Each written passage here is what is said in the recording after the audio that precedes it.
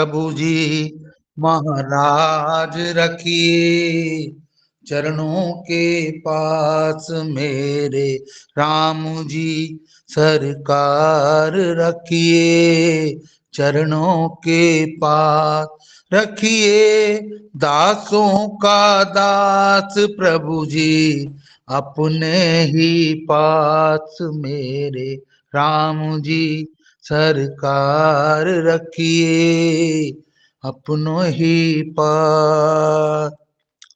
हरे कृष्णा कृष्ण कृष्णा हरे हरे, हरे राम राम राम हरे हरे, हरे कृष्णा कृष्ण कृष्ण हरे हरे, हरे राम राम राम हरे हरे। तू तो लिए वरदान खड़ा, झोली मेरी ना फैली, कैसे कहाँ दिखलाऊं तुझे, मन की चादर है मैली, नैन चकोर जो किसने किए, रूप किरण का क्या वो पिए, नैन चकोर ना जिसने किए, रूप किरण को क्या वो पिए, मेरे राम जी महाराज रखिए, चरणों के पास। हरे कृष्णा कृष्ण कृष्ण हरे हरे, हरे राम राम राम हरे हरे। हरि ओम तत्सत। थैंक यू डॉक्टर साहब। तो 30वां श्लोक है 18वें अध्याय का। प्रवृत्तिम च निवृत्तिम च कार्याकार्ये भयाभये बंधम मोक्षम च या वेत्ति बुद्धि सा पार्थ सात्विक। तो प्रवृत्ति, निवृत्ति, कार्य, अकार्य, भय, अभय और बंध और मोक्ष, इन 8 चीजों को जो बुद्धि जानती है, वेत्ती, वो बुद्धि सात्विक है। तो बुद्धि सात्विक है तो इन 8 विषयों को जानने में वो समर्थ है, यथार्थ रूप से समझने में समर्थ है। माने इस बुद्धि नाम के करण में ही वो विशेषता है, वो सामर्थ्य विशेष है कि वो इन 8 विषयों को जानने में समर्थ होती है। अब ऐसी जो बुद्धि है वो गुण की दृष्टि से सात्विक है, प्रशिक्षण की दृष्टि से विचार करने में कुशल है, प्रमाण व्यापार करने में दक्ष है, और ये बुद्धि सूक्ष्म है, ये बुद्धि अंतर्मुखी है, शांत है, विक्षेप के आघात से बची हुई है, अर्थात विक्षेप रहित है, एकाग्र है, अनुशासित है। तो ऐसा करण हम सभी का हो सकता है, क्योंकि बुद्धि नाम का करण तो मनुष्य मात्र के पास में है, भगवान ने दिया है सबको, लेकिन सभी जो है उसका ठीक से श्रृंगार नहीं करते, सभी उसको ठीक से सजाते नहीं है, उसको संस्कारित नहीं करते हैं। संस्कारित कैसे करें? आहार से, विहार से, सत्संग से, भजन से, जप से, ध्यानाभ्यास से। तो माने ये सारे साधन उसी बुद्धि के निर्माण में निवेशित होने चाहिए। तो एक बार यदि ऐसा करण बन जाए, ऐसी सात्विक बुद्धि बन जाए, तो फिर ये 8 विषय उसके सामने अपने यथात्म्य को प्रकट कर देते हैं, अपने यथार्थ रूप का प्रकाश कर देते हैं, अपने आप को खोल देते हैं। तो पिछले सत्र में प्रवृत्ति पर चर्चा हुई थी और निवृत्ति पर चर्चा हुई थी। प्रवृत्ति जीवन से बिल्कुल संलग्न वस्तु है, एक एक कर्म अनेक क्रियाओं को अपने अंदर समाये हुए रहता है, अनेक चेष्टाएं उसके अंतर में रहती है। जैसे यज्ञ एक कर्म है, उसमें अनेक क्रियाएं, अनेक चेष्टाएं होती हैं, वेदी बनाना, समीदा रखना, अग्नि प्रज्वलित करना, आहुति डालना, ये सब सारी चेष्टाएं होती है।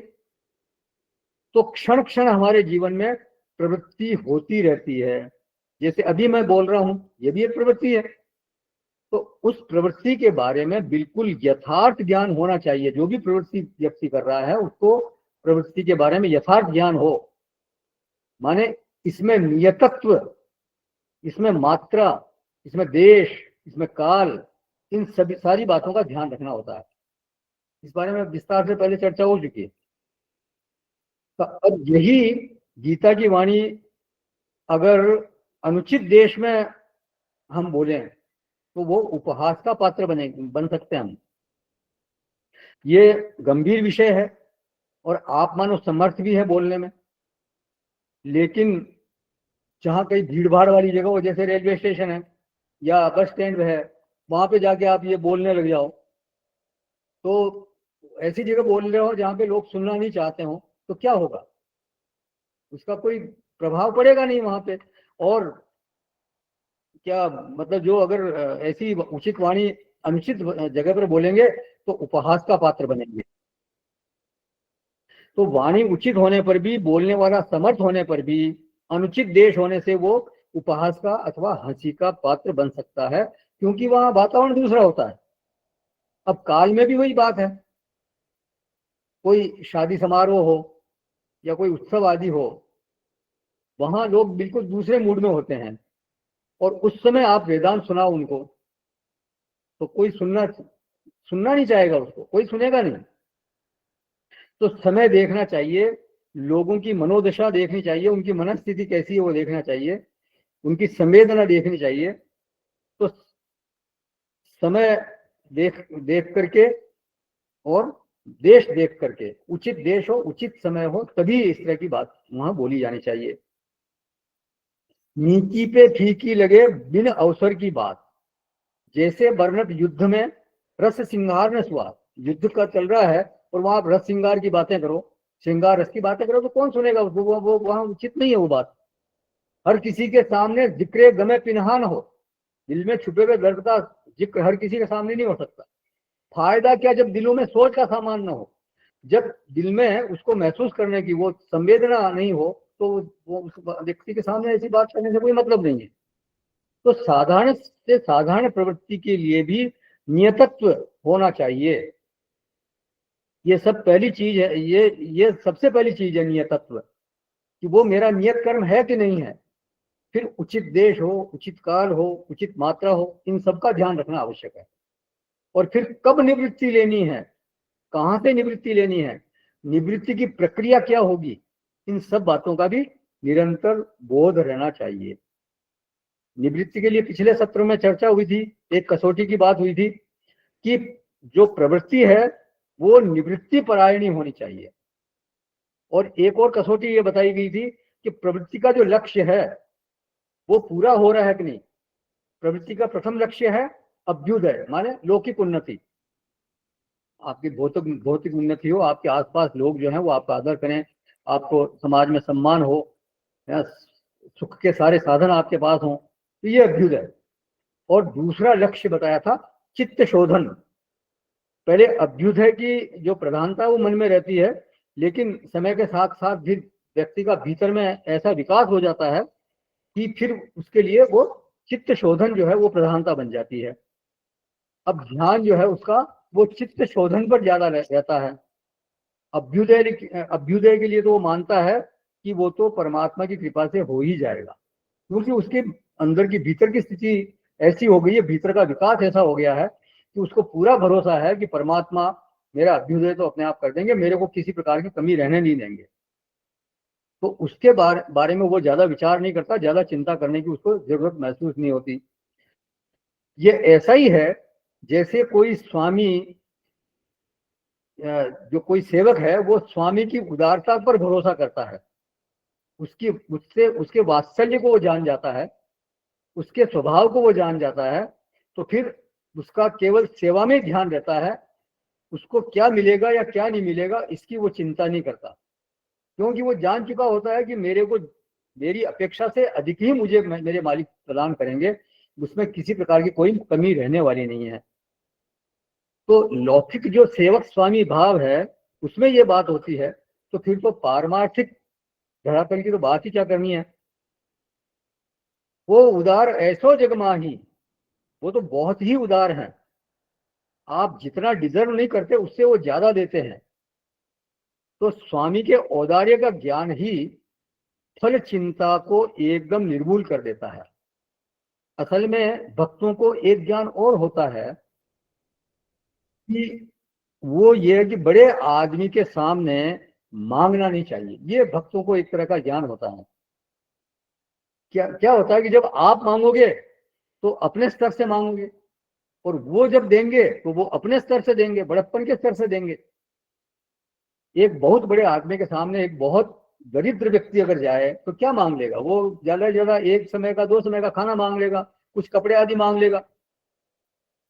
लेकिन सामने वाले का स्तर इतना बड़ा है कि हो सकता है कि वो उसको याचक ही न रहने दे, उसका याचकत्व ही मिटा दें वो।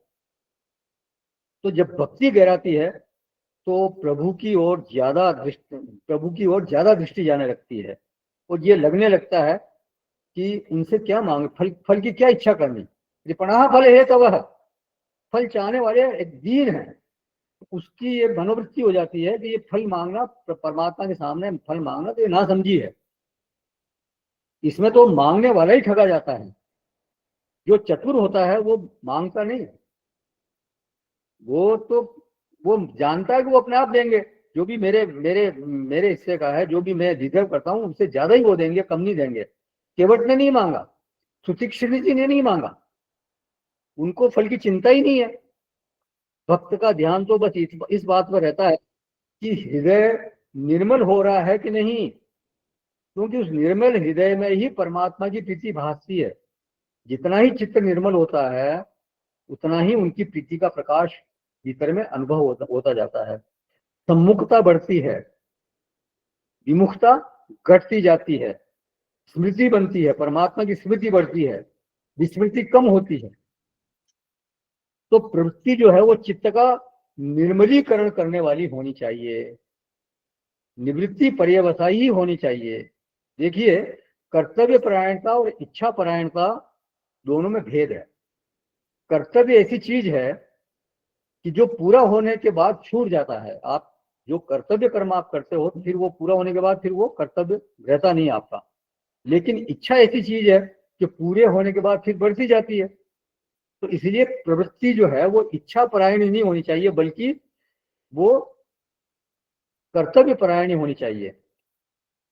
वो निवृत्ति, जो इच्छा परायणी अगर प्रवृत्ति होगी तो वो निवृत्ति पर्यवसायी नहीं होगी, उससे निवृत्ति नहीं मिल पाएगी। स्थिति महोदधो पतन कारण, रमन महर्षि ने कहा जो कर्म का महासमुद्र है वो तो पतन कारक है।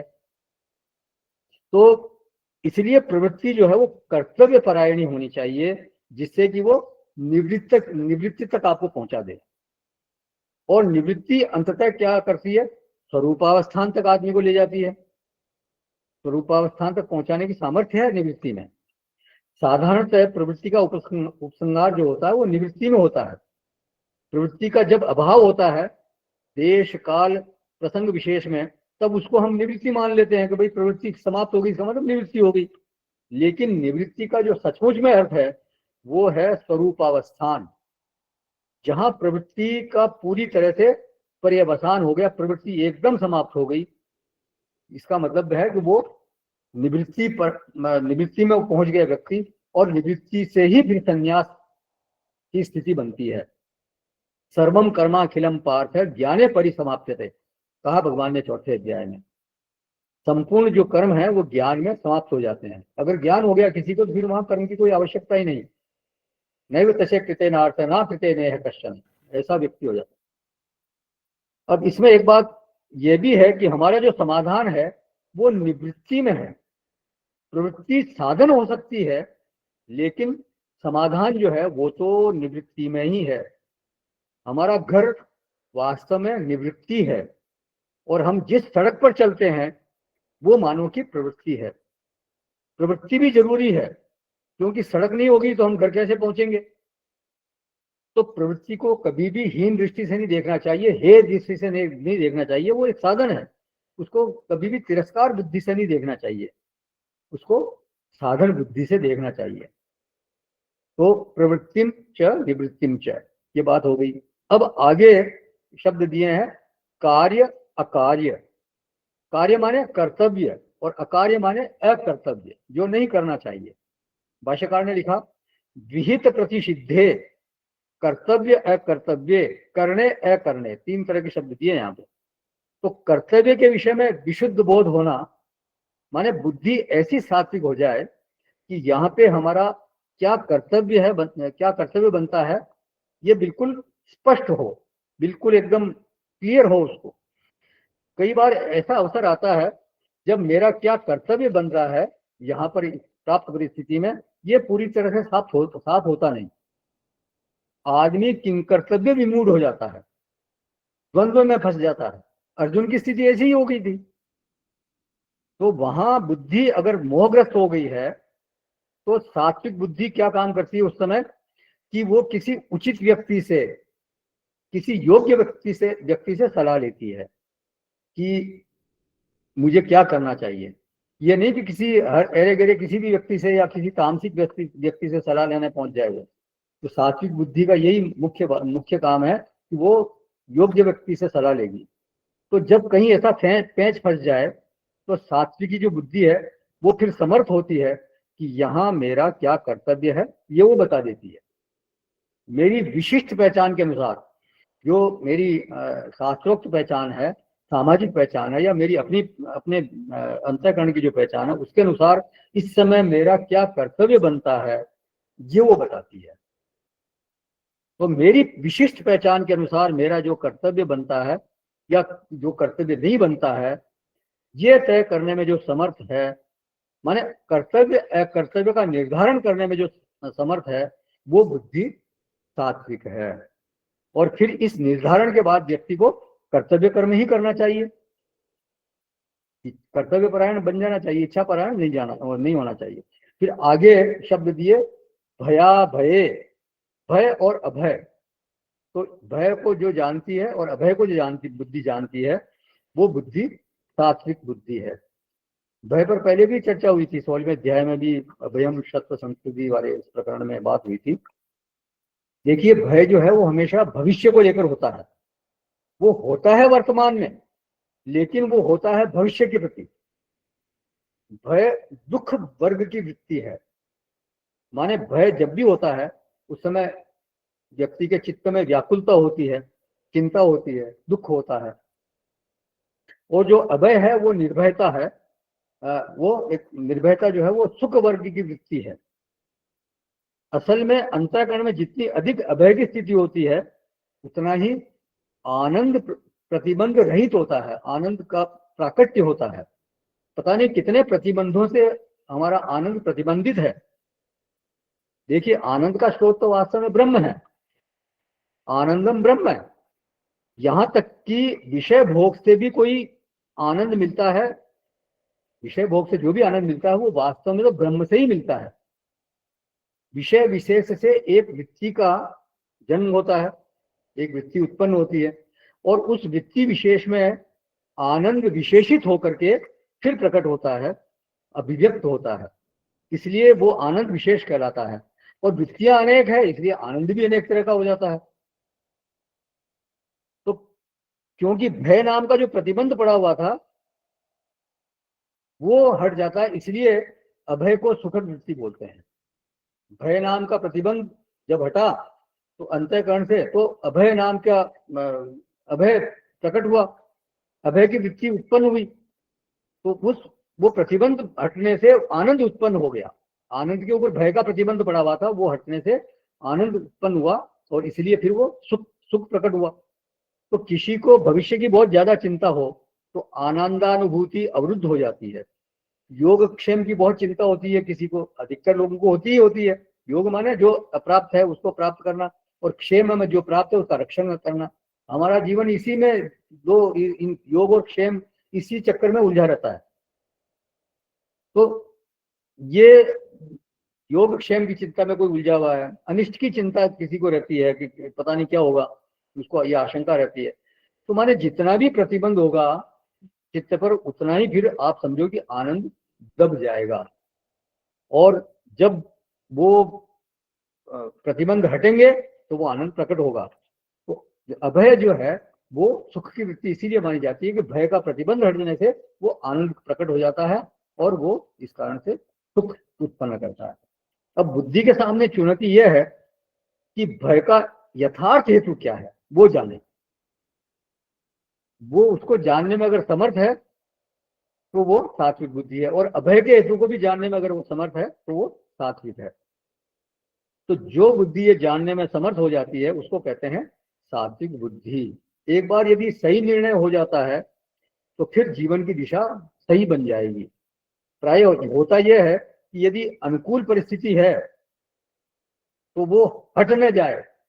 मेरे पास इस समय अनुकूल परिस्थिति है तो वो समाप्त न हो जाए, या वो मेरे को प्रतिकूल परिस्थिति ना आ जाए, इसका भय बना रहता है।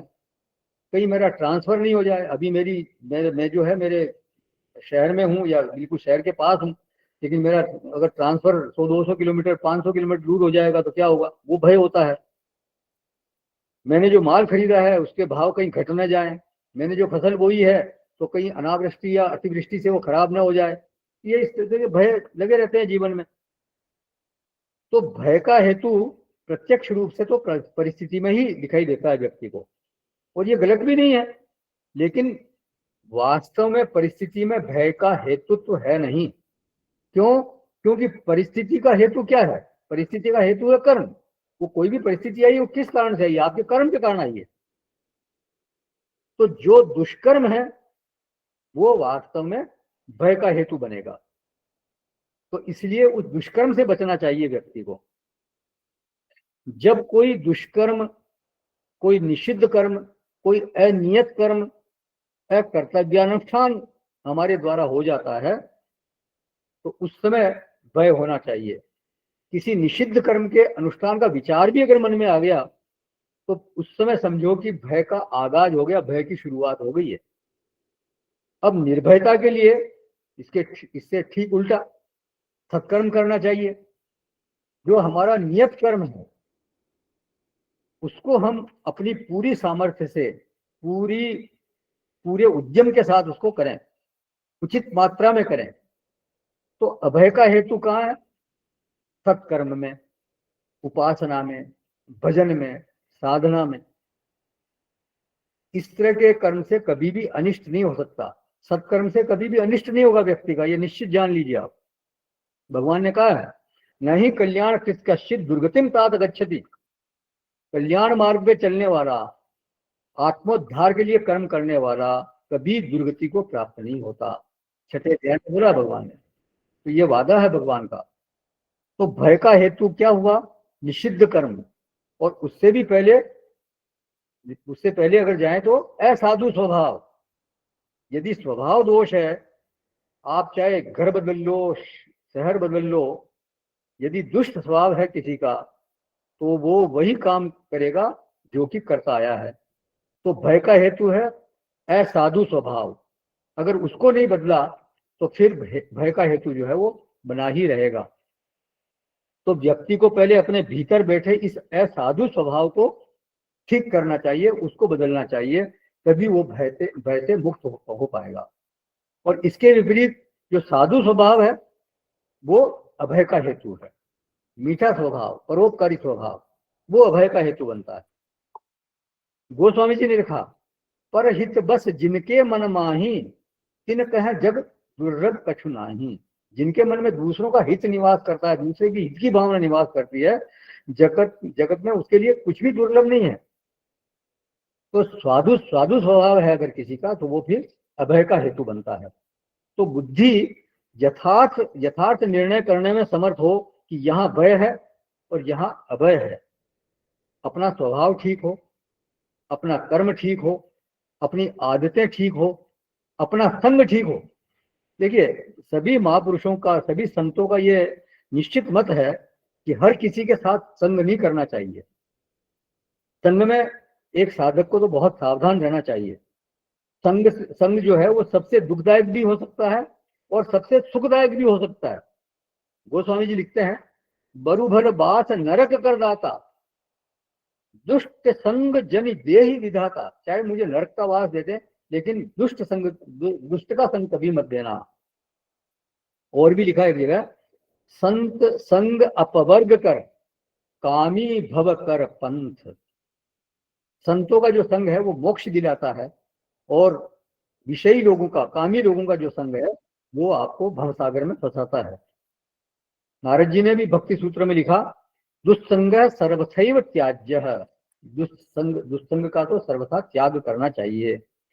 तो संग के प्रति भी एक साधक को बहुत सावधान रहना चाहिए, क्योंकि दुस्संग भी जो है वो भय का हेतु बनता है। तो इसलिए अभय कहाँ है ये पहचानना चाहिए, और पहचानना चाहिए कि ये चीजें अभय की हेतु हैं और ये चीजें भय की हेतु हैं। यदि कर्म गलत है, यदि कर्म निषिद्ध है, अविहित है, कोई नहीं बचा सकता। और भय का वो कर्म है वो भय का हेतु बनेगा ही बनेगा। तो अभय को और भय को समझने में जो बुद्धि समर्थ है, उसका निश्चय करने में जो समर्थ है, उसी को कहते हैं सात्विक बुद्धि। तो ये एक बात हुई। कि दूसरी बात है कि क्षण क्षण के जीवन में भी भय और अभय के हेतु आते ही रहते हैं। हमारे दैनंदिन जीवन में भी हर पल कभी भय आता है, कभी अभय आता है। तो उसको पहचानते रहने वाली हमारी बुद्धि चाहिए। मैं वहां जाऊंगा तो ठीक नहीं होगा, या ऐसा बोलूंगा तो अनिष्ट हो जाएगा, या मैं ये खाऊंगा तो मेरा पेट खराब हो जाएगा, या मेरे को ये करना चाहिए जिससे कि मेरे को किसी प्रकार का कोई भय नहीं हो। तो ये मतलब ये केवल दार्शनिक बातें न हो, हमारे दैनंदिन जीवन में भी क्षण क्षण में भय और अभय के जो हेतु हैं आते रहते हैं। उनको पहचानने में जो समर्थ हो वो बुद्धि सात्विक बुद्धि कहलाती है। तो भय का हेतु भी जानती है और अभय के हेतु को भी जो जानती है वो बुद्धि सात्विक बुद्धि है, भया भय। और अब सातवां जो लक्षण है वो है बंधम या व्यक्ति। बंधन को जो जानती है, तो बंधन माने क्या? तो बंधन का मतलब है स्वतंत्रता का प्रतिबंधक। कोई ऐसा आचरण हो गया हमारे द्वारा तो जिससे कि हमारे बोलने पर प्रतिबंध लग गया, या हमारे चलने पर प्रतिबंध लग गया। यही तो बंधन है। जैसे किसी को नजरबंद कर देते हैं ना, अपने घर में ही नजरबंद कर देते हैं, या किसी ने कोई अपराध कर दिया तो उसको जेल में डाल देते हैं, वो बंधन है।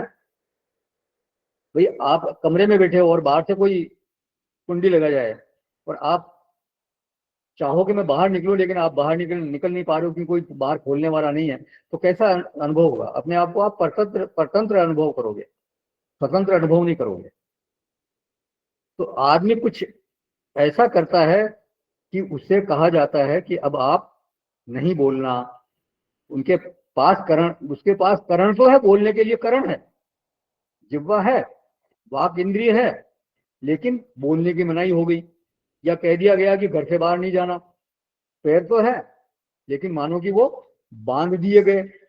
चलने के लिए पैर है लेकिन वो चल नहीं पा रहा। आदमी ऐसा आचरण कर देता है कि कलम बन जाती है। कहा जाता है कि ये नहीं लिखना या यही लिखना, तो जबान बांध दी जाती है, कलम बांध दिए जाते हैं, कलम बांध दी जाती है। वहां कोई रस्सी दिखाई नहीं दे रही है, लेकिन फिर भी आदमी अपने को बंधा हुआ महसूस करता है। वो अपने को स्वतंत्र अनुभव नहीं करता। तो कोई आचरण विशेष होगा, आदमी की कोई कमाई ऐसी हुई होगी कि वो बंधन में आ गया। भाष्यकार ने लिखा यहाँ पे, भाष्यकार मतलब भगवान शंकराचार्य जी, बंधन सहेतुकम। असल में बंधन जो है वो दुख रूप है, ये तो सभी जानते हैं। लेकिन जो जानने वाली बात है कि उसका हेतु क्या है। भय जो है वो सर पे चढ़ के बोलता है। जब भय होता है तो आदमी जानता है कि मेरे को भय हो रहा है, और अभय की अनुभूति भी सबको होती है। तो उसको जानने वाली कोई बात नहीं हो, तो सब जान लेते हैं। लेकिन भय कहाँ से आया या अभय कहाँ से आया, उसका हेतु क्या है, ये जानने वाली बात होती है। तो बंधन का हेतु क्या है, ये जानने वाली बात।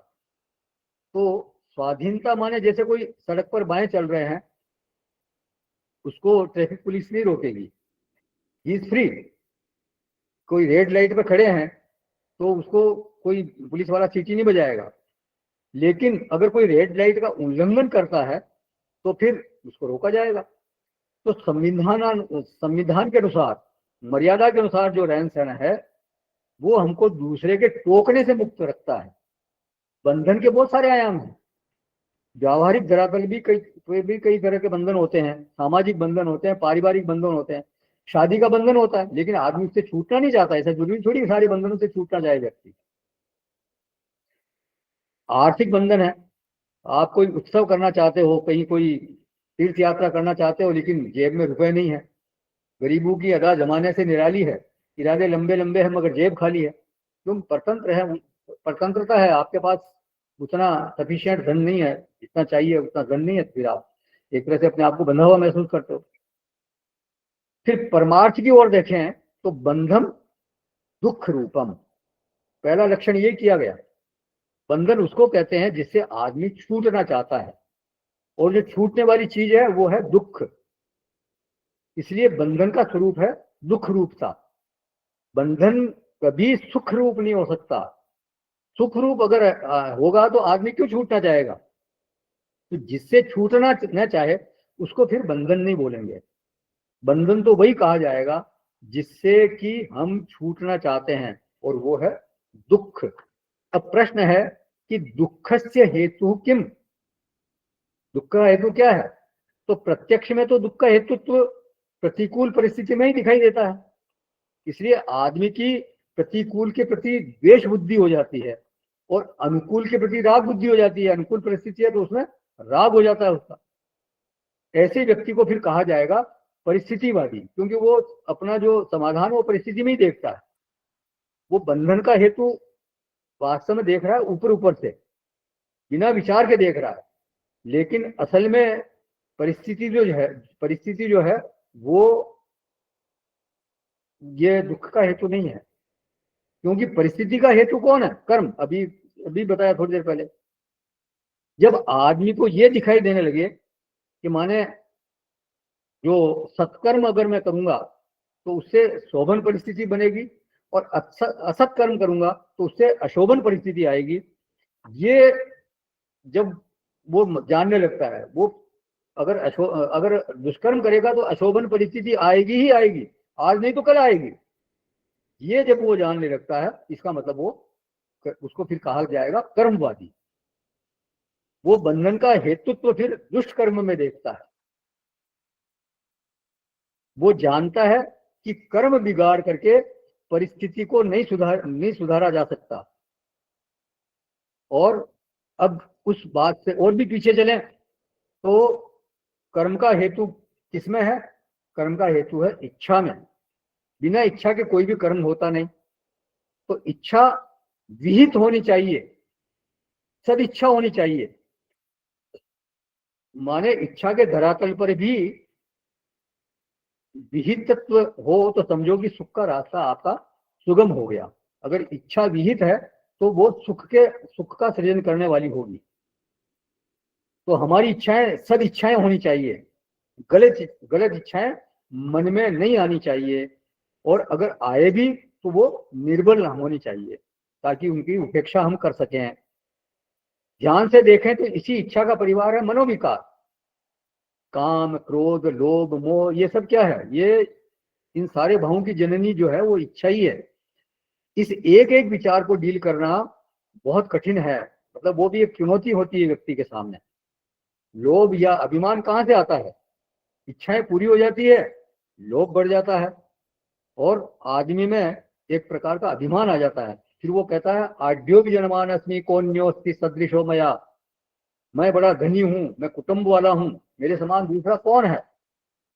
अथवा वो कहता है ईश्वरो हम, भोगी हम, बलवान हम, सुखी हम, मैं ईश्वर हूं, ऐश्वर्य का भोगने वाला हूं, सब सिद्धियां मेरे पास है, मैं बलवान हूं, मैं सुखी हूं। तो ये सारी वृत्तियां शुरू हो जाती है व्यक्ति में। लेकिन ध्यान रखें, मूल में इसकी जो जननी है वो है इच्छा। तो इच्छा को डील करना है। इच्छा को डील करना माने इन मनोविकारों को डील करना है। इच्छा अगर सही दिशा में है तो फिर ये मनोविकारों के लिए कोई जगह मिलेगी नहीं, या इनमें कमी आ जाएगी। पूज्य गुरु जी ने एक बार कहा था कि जिस धरातल पर समस्या होती है उसी धरातल पर फिर उसका हल होना चाहिए। अब मानो भूख लगी है तो वो किससे मिटेगी? भोजन से मिटेगी। लेकिन कोई कहे कि जीव तो आभास मात्र है, उसको क्या भूख प्यास। तो यह इस तरह की बात जो है वो गलत हो जाएगी। अगर किसी को ठंड लग रही है, दिसंबर जनवरी का महीना अभी ठंड है, और कहा जाए कि आभास मात्रम, तो वो फिर ठीक नहीं है बात। तो उस धरातल का समाधान फिर दूसरा है, वो हल हो जाए तो फिर वो अगले धरातल को आप पकड़ सकते हो। निवृत्य और निवर्तक, निवर्त्य और निवर्तक भाव जानना चाहिए व्यक्ति को। ये दो शब्द है, थोड़ा सा वेदांत की बात आ रही है, सुन लीजिए, समझ में आ जाएगा। आज नहीं तो कल आ जाएगा, धीरे धीरे आने लगेंगे ये बातें समझ में। तो निवर्त्य कौन है और उसका निवर्तक कौन है? जैसे रोग जो है वो निवर्त्य है, उसका निवारण होना चाहिए, और उस रोग की औषधि उसकी निवर्तक है। तो चिकित्सा का धरातल मालूम होना चाहिए कि इस धरातल पर क्या औषधि होनी चाहिए, इस रोग की क्या औषधि, ध्यान होना चाहिए। निवर्त्य है रोग और निवर्तक है उसकी औषधि। तो इच्छा को इच्छा से काटा जा सकता है। गलत इच्छाएं अगर आती हैं तो सही सही इच्छाएं करके उनका निवारण किया जा सकता है, उनका उनका उनका निवर्तन किया जा सकता है। इच्छा नहीं करो ये तो संभव नहीं है। आदमी में इच्छाएं तो आएंगी ही आएंगी, इच्छा नहीं होना ये तो बहुत कठिन बात है। वो तो कोई ज्ञानी महापुरुष हो तो उसमें इच्छा का अभाव हो सकता है। भगवान ने कहा ना, प्रजहाति यदा कामान सर्वान पार्थ मनोगता। तो सारी कामनाओं का वर्जन हो सकता है, लेकिन वो कोई ज्ञानी महापुरुष हो तभी। एक साधारण हम तो साधक लोग हैं, तो हमारे में इच्छाएं आना स्वाभाविक है। लेकिन इच्छा करनी है तो विहित इच्छा करनी है, सद इच्छा करनी है। प्रभु से इच्छा करो, गुरु से इच्छा करो। माने कहना यह है कि वो चीज उसी से कटेगी। अगर कोई इच्छा गलत आ रही है तो सद इच्छा से उसको काटना चाहिए। दुष्कर्म परेशान करता है आपको और आप कहो कि मैं इच्छा से हल कर दूंगा, तो नहीं होगा। उसके लिए आपको सत्कर्म ही करना पड़ेगा। दुष्कर्म दुखद परिस्थिति का जनक है, तो सत्कर्म जो है वो सुखद परिस्थिति का जनक है। कर्म दोष के कारण यदि दरिद्रता है तो उसके लिए क्या करो, उद्यम करो, दोष निवृत्त हो जाएगा। तो बंधन या व्यक्ति सा सात्विकी बुद्धि, बंधन को जो सही तरह से जानती है वो बुद्धि सात्विक है। लेकिन हम हेतु ही कई बार गलत पकड़ लेते हैं। ऑपरेशन का जो धरातल है, चिकित्सा का जो धरातल है, उस धरातल पर काम नहीं करते, बल्कि दूसरा धरातल पकड़ लेते हैं। जैसे एक चीज स्वप्न की है, उसको जागृत में, और जागृत की चीज को स्वप्न में हल करना चाहते हैं। ध्यान रखें, स्वप्न की धूप का निवारण स्वप्न के वृक्ष की छाया से ही होगा, और जागृत की धूप का निवारण जागृत के वृक्ष की छाया से होगा। ये नहीं कि धूप तो लग रही जागृत में और बात करें फिर स्वप्न के वृक्ष की, तो वो फिर उसका हल होगा नहीं। तो सबका अपना अपना धरातल है। तो कर्म के पीछे है इच्छा। अब इच्छा कहाँ से आई, इच्छा क्यों है, किसकी है? तो देखिए, इच्छा केवल एक विषय की होती है व्यक्ति को, और वो है सुख की इच्छा। कोई भी प्रवृत्ति अगर हो रही है उसके पीछे केवल एक ही प्रयोजन है, सुख। बस, सुख के अलावा और कोई प्रयोजन नहीं है। तो सुख क्यों चाहते हैं? क्योंकि वो हमारा अपना स्वरूप है। हर चीज अपने स्वरूप में रहना चाहती है, स्वस्थता में रहना चाहती है, यही मूल बात है। अब एक प्रश्न आया कि यदि ये स्वरूप है इसलिए हम इच्छा करते हैं, तो स्वरूप तो हमारे को प्राप्त ही है, फिर उसकी क्या इच्छा करनी, उसे खोजने की क्या जरूरत है? स्वरूप कभी खोता नहीं है, वो तो नित्य प्राप्त है। तो बोले यस, प्राप्त है, लेकिन हम उसको जानते नहीं हैं। क्यों नहीं जानते हैं? अविद्या के कारण। तो ये असली मूल हेतु यही है, हमारा अविद्या। तो अविद्या के कारण हम अपने स्वरूप को नहीं जानते हैं, और वास्तव में असली बंधन यही है। अविद्या ही हमारा असली बंधन है। तो वेदांत ने जो बंधन निश्चित किया वो ये अविद्या ही है, और इसलिए इसकी निवृत्ति किसी आसन प्राणायाम या किसी पूजा या ध्यान अभ्यास से नहीं होगी, जप से नहीं होगी। अगर हेतु निश्चित है, निवृत्ति निश्चित है, तो उसका निवर्तक भी निश्चित है। अगर बंधन का हेतु अविद्या है तो फिर मुक्ति का हेतु क्या बनेगा? विद्या। तो इसके अलावा और कोई उसका हेतु बन नहीं सकता। अविद्या को हटाने के लिए विद्या ही एकमात्र उपाय है, उसके अलावा और दूसरा कोई उपाय हो नहीं सकता। सहकारी रूप से बाकी साधन स्वीकार हो सकते हैं, लेकिन साक्षात हेतु जो है वो विद्या ही है। बोधन्य साधनेभ्यो ही साक्षात मोक्षैक साधनम पाकस्य बहनी बद ज्ञानम बिना मोक्षो न सिद्ध्यते। जैसे बिना अग्नि के भोजन नहीं पक सकता, बाकी सारे साधन आपके पास मौजूद है, दाल भी है आपके पास, पानी भी है और कुकर भी है, सब कुछ है, लेकिन अग्नि नहीं है तो कैसे पकाओगे उसको? वो पक नहीं सकती, दाल पक नहीं सकती। तो उसी तरह से बिना ज्ञान के मोक्ष संभव नहीं है। और दूसरे उपकारी साधन हो सकते हैं, कर्म योग है, भक्ति योग, ये सब सारे साधन जो है आपको उसमें सहयोगी बनते हैं, लेकिन बिना ज्ञान के मुक्ति संभव नहीं है। यह बोला भगवान भाष्यकार ने, सुरते गंगा सागर गमनम व्रत परिपालन अथवा दानम ज्ञान विहीन सर्वमतेन भजति न मुक्तिम जन्मशतेन। वो चाहे 100 जन्म भी ले ले तो भी बिना ज्ञान के मुक्ति संभव नहीं है। तो अन्य सभी संयम रूपी साधनों की तुलना में आत्मज्ञान जो है वो मोक्ष का साक्षात साधन है। और यही सत्य है। विक्षेप यदि बंधन होता तो शांति से मुक्ति मिल जाती आपको, तब तो सुषुप्ति में ही मुक्ति हो जाती, क्योंकि सुषुप्ति में क्या होता, बिल्कुल शांत होता है व्यक्ति। तो ये प्रत्यक्ष ही है कि विक्षेप रहित होने पर भी बंधन तो बना ही रहता है। तो साधन से विक्षेप राहित्य प्राप्त करके उस विक्षेप रहित बुद्धि से अविद्या की निवृत्ति की जा सकती है। केवल विक्षेप रहित होने से समाधान नहीं होने वाला है, विक्षेप रहित बुद्धि से समाधान होगा। तो या बुद्धि हेतुकम बंधम वेत्ति सा सात्विकी। तो क्या निवर्त्य है और क्या निवर्तक है ये तय होना चाहिए। किस धरातल पर क्या चिकित्सा है ये तय होना चाहिए।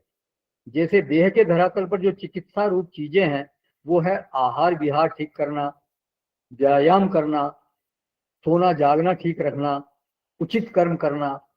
तो प्रत्यक्ष में तो ये दिखाई देते हैं, लेकिन कर्म के पीछे इच्छा और इच्छा के पीछे अविद्या असली रोग वो है।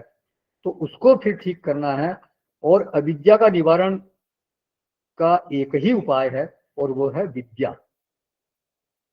तो बंधम सहेतुकम मोक्षम सहेतुकम वेत्ति। इसमें एक बात और जान लें, पूरा साधन मार्ग जानने में जो बुद्धि समर्थ है, केवल अविद्या की निवृत्ति विद्या से होती है ये इतना ही जानना पर्याप्त नहीं है, बल्कि विद्या के लिए क्या चाहिए, गुरु प्रसक्ति चाहिए, फिर श्रवण मनन निधि ध्यासन चाहिए, गुरु प्रसक्ति के लिए वैराग्य चाहिए, जिज्ञासा चाहिए, निवृत्ति चाहिए, साधन चतुष्टय संपन्नता चाहिए, विवेक, वैराग्य, षट संपत्ति, मुमुक्षुत्व, यह साधन चतुष्टय। और श्रवण के समय चित्त एकाग्र हो, बिखरे नहीं, चित्त सूक्ष्म हो, विषय को संभाल ले जाए। श्रवण के समय श्रद्धा होनी चाहिए, विनय होना चाहिए, अभिमान नहीं होना चाहिए। श्रवण के समय शरीर बैठने में समर्थ होना चाहिए। तो ये सारी साधन प्रक्रिया व्यक्ति को मालूम होनी चाहिए। तो वो जो पूरा मार्ग है विद्या का, वो उस बुद्धि को मालूम हो। भगवान ने कहा ना, कर्म योग का अभ्यास न हो तो संन्यास की प्राप्ति नहीं होती। संन्यासस्तु महाबाहो दुखम आप्तुम अयोगतः। कर्म योग के बिना संन्यास प्राप्त होना कठिन है। संन्यास माने शरीर इंद्रियों द्वारा होने वाली कर्मों में जो कर्तापन है उसका त्याग हो जाना, वहां ये संन्यास का यह मतलब है। तो जब तक कर्मयोग का सम्यक अनुष्ठान न हुआ हो, केवल कर्म का अनुष्ठान किया हो, कर्मयोग नहीं किया बल्कि केवल कर्म का अनुष्ठान किया हो, तो फिर वो संन्यासम दुखम आप्तुम। और योग युक्तो मुझे ब्रह्म न चिरेणादि गच्छति। जो योग युक्त है माने जो कर्म योगी है वो शीघ्र ही संन्यास को प्राप्त हो जाता है। तो यहाँ ब्रह्म माने पारमार्थिक संन्यास से वहां बोला गया है। तो साधन मार्ग जानने में जिस बुद्धि के सामने एकदम प्रकाश हो, उस बुद्धि को बोलते हैं सात्विक बुद्धि। मतलब वो साधन मार्ग को भी जानती है और वो फिर वास्तव में जो अविद्या, ये भय क्या है, मोक्ष क्या है, बंधन क्या है, मोक्ष क्या है, भय क्या है, अभय क्या है, ये सबको जानती है। और वहां तक पहुंचने के साधन मार्ग को भी जो जानती है, अविद्या के निवृत्ति के लिए जो विद्या प्राप्त करने के लिए कैसे की जाए, उस साधन मार्ग को जानती है, वो बुद्धि सात्विक है।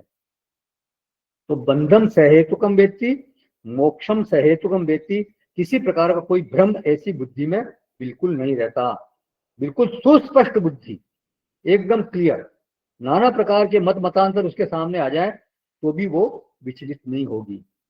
तो प्रवृत्ति, निवृत्ति, कार्य, अकार्य, भय, अभय, बंधम, मोक्षम, इन 8 विषयों को जो सम्यक प्रकार से जानने में बुद्धि समर्थ है, सा बुद्धि सात्विकी।